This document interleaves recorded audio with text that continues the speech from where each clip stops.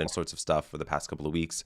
And ultimately, I wanted to give you some insight into some basic accounting principles, really.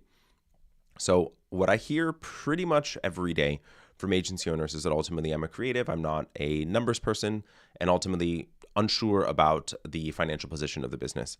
And so the major sort of frustration that I see from a lot of agency owners here is they're really unsure about how the business is actually performing.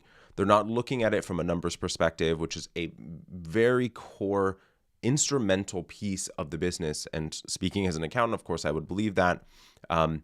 It's really important that you think about and look at your financial statements. And at the very least, I would say on a monthly basis, you need to be looking at it. Some of you ultimately are looking at it maybe once a year when you're doing your tax return, and if you look at it at all. And this is a huge, huge area that's creating a lot of risk for you, and a massive mistake that's being made in the industry at large is that you're not actually looking at your financial statement to understand what's actually going on within the business so that you can make the decisions that you need to make to be able to grow. And so the opportunity here, and I'm going to go through quite a few things today, so stick with me in this training because it's going to be quite in depth, and some of it, and feel free to watch this over and over, and also just reference this worksheet to give you some insight into ultimately what's going on. But the opportunity here is for you to fully understand what financial terms, and if someone says something, understand what it means, how to look at it, and then actually how to start reviewing your financial statement in a meaningful way. The major thing that I see here, and I was talking with a colleague, and the reason why I really enjoy financials and financial statements and finance in the first place, and where that's my background, very data-oriented person that I am, very analytical, I would read a financial statement from when I was working in public accounting. I would inquire with our clients of what was going on with the business. I saw these little adjustments when I was an accountant, a sort of staff accountant within that firm before I became the office manager there. And then ultimately moving into working at agencies and being the financial executive. The thing that I would do constantly was ask them questions and kind of read the financial statement as a story. And I do believe that financial statements actually do tell a story of what's going on within the business. And I'll explain a little bit more about what I mean by that, but it creates this situation that is able to identify, hey, here's the actual problem that we have right now within the business that allows for you to focus your time and attention in that particular area of the business to allow for you to have a greater amount of profitability, greater financial security, and ultimately allow for you to be able to grow and invest appropriately into the business. So the first thing that I want to hit in this training this week is essentially a glossary of just some key terms for accounting so that you understand that. And then I want to give you some benchmark data that allows for you to say, hey, am I within this gamut or not when you're looking at your financial statement. So I want you to grab this sheet within your workbook. And to start off with, gross revenue, the first keyword here on this list, it's essentially the amount of sales that you have. Really, it's often referred to, there's loads of different things and ways that people refer to this, which makes it rather confusing. So we've listed a couple from here, from sales to gross receipts to income, but it's ultimately the services that you delivered in your agency. And then you have cost of goods or cost of sale. So here's, this is a very, very important number because this is the incremental cost that goes up. So this is payroll oriented to the cost of delivering your service. This is, and if you're a media oriented agency, maybe your media. If you are a web design agency, it could be your creative software, the hosting platforms, all of those, your project management tools, all of those types of things that actually are incremental costs that go up as your revenue goes up. Gross profit, very simple. It is your revenue or income. It's minus the cost of goods. So it's this number here. It's your gross revenue minus this number equals your gross profit, allowing for you to understand how much per revenue, what was the actual cost that you spent, and the total available revenue that you have to pay for operational expenses. And then you have gross margin, which I talk about with my clients loads because this is an important metric that allows for you to understand how profitable and whether you're having a pricing problem, an operational problem from the actual business, and it's your gross margin. So it's your gross profit. So it's this number, your gross profit, divided by your gross revenue is what that is. And so the next piece that I want to hit is your expenses here.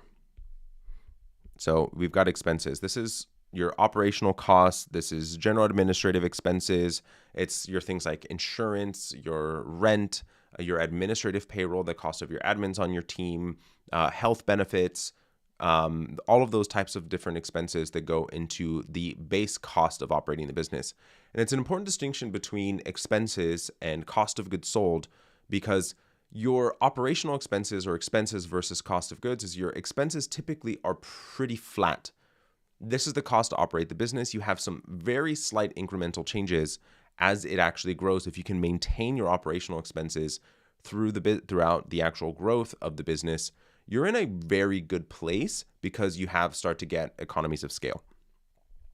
Then you have your operating profit. So this is your gross profit minus expenses equals your operating profit, often referred to EBITDA as EBITDA. You may have heard that phrase before. Then you have other income and expenses. Other income and expenses are things like interest expense or interest income, royalty expense or royalty income, depreciation, amortization, taxes, all of those types of things. And then you have your net profit. So it's your operating profit plus your other income minus your other expenses equals your net profit. And then the same way that you have in your gross margin, you now have your net profit margin, which is net profit divided by your gross revenue. I know that was a lot to digest, but I just want you really to spend some time remembering and just memorizing what these key terms mean. And if you have any questions about them, feel free to comment below on exactly what that means or how it directly applies to your agency. I want to hit a couple of other terms here that are important, but kind of secondary to the last set. So you have here your kind of just general accounting terms. Chart of accounts is really the categories or kind of buckets of your expenses. It's where things are actually categorized and bucketed together in all of the expenses or transactions that actually happen in the business. And the next one, pass-through costs, is an important one. And this is more directed to any of those media-oriented agencies that are out there that are paying for the media on behalf of your client, that's not being billed directly to the client. So if you're billing that and you're marking it up, the piece that you want to think about here is this really does have a significant impact into that gross profitability number. And I'd like to actually remove that from your revenue number, that actual pass-through costs, and only the actual revenue, the service fee, whether that's you're marking it up and you have a markup on that media or on what you're actually billing out, or you're actually doing a white label service that ultimately you would never do internally. These are more pass-through oriented costs, and which is actually what is referred to as the agency gross revenue, right? Because this is more oriented towards agencies specifically, and this is the service revenue. So it's your gross receipts minus your pass-through equals your gross revenue. The next one is just so that you kind of understand, and people will talk about this in finance quite a lot, but cash versus accrual. The vast majority of you, I would imagine, are likely cash basis filers, which means that you recognize income and expenses the date that they are paid. So the date that the deposit is made into your bank account, that is the date that the income is actually recognized, and the day that you pay a vendor or pay your employee is the day that the expense is recognized. And this is the distinction between cash, and that was cash, versus accrual is where you actually recognize the expense as it's incurred, or the income as it's incurred as well. So if I send out an invoice, but it's not yet paid, I recognize the income the date that the invoice is sent. And so that's the distinction between cash versus accrual. And then ledger gets talked about, and I just wanted you to understand it's the detail-oriented list of the transactions that make up that categorization. Lots and lots and lots for you to digest there. And I know it was quite a lot of terms. They are really important so that you can actually move on to the next phase of what's actually going on here. So I want to share with you some benchmarking. So you actually have, when you're generating a financial statement, and this is an important piece here, you've got the percentage of income. And if you are getting financial statements from your bookkeeper or your accountant on a monthly basis, you actually want to ask for them to provide you with the financial with the actual column that shows your percentage of income. I also like month over month and year over year as a comparison to what was it like last month and what was it like last year at this exact same period of time, year to date, or just specifically that month. So I want to walk through here a couple of things so that you kind of understand where we ultimately want to be. So you have your gross revenue, let's call it 100,000. And so you want to be from a cost of sale between 30 to 45%, depending on what your actual services are. There's a range in here, but ultimately I don't actually want any of you to actually be less or more, spending more per dollar earned than 45%. So in an ideal world, we're spending $30,000 or that 30%, which leaves us with 70,000 in gross profit, or the 70. So you're between 70 to 55%, right? Ideally being at 70, 55 being the lowest. If you're below that number, ultimately there's either a pricing problem or an operational problem that you actually have going on. Then you have operational costs, and they're broken down into a couple of different categories. You've got administrative, payroll, and HR. You've got office expenses, general administrative, that's your professional fees, your insurance, all of those types of things. You've got sales and marketing. And so you want to be from an admin payroll, your administrative payroll. So that's your assistants, your anyone that actually isn't directly working with a client or executing a deliverable for a client. Those are your administrative team. And you want to be, in this instance, less than 10% of revenue to be here. So you want to be, let's call this 9,000. Office expenses, you want to be less than 3%. So that's rent, your office supplies, your postage, that oriented thing. So we'll just call it 3,000, even though it's less. General administrative professional fees, like your accounting, your consulting, all of those types of things. Ultimately, you have in G&A, and you want to have that around 5%, so $5,000.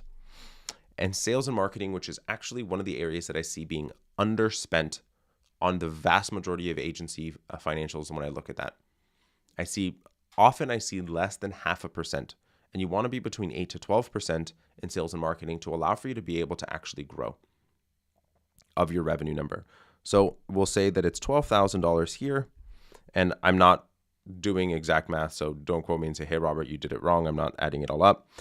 We'll say that we are in a 25%, so $25,000 in your operational income, and we do not have any other income or expenses, so we've got 25K or 25%, so between 20 to 45% net profitability. And so what you actually want to do is look at, am I within the range of these numbers here? Or am I out of gamut?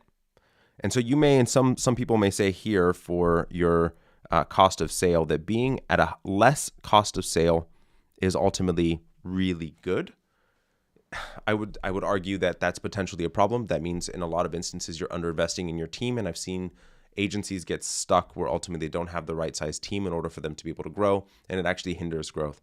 So I want you to look at your financial statement, getting it with a percentage of income there, and allow for you to be able to benchmark against these benchmarks that we've listed here and say, am I within the area that I have here? Am I within the appropriate KPI on your financial? If not, then there's something that you need to look at. Am I overspending? Am I underspending? And what ultimately do I need to do to get it back into gamut?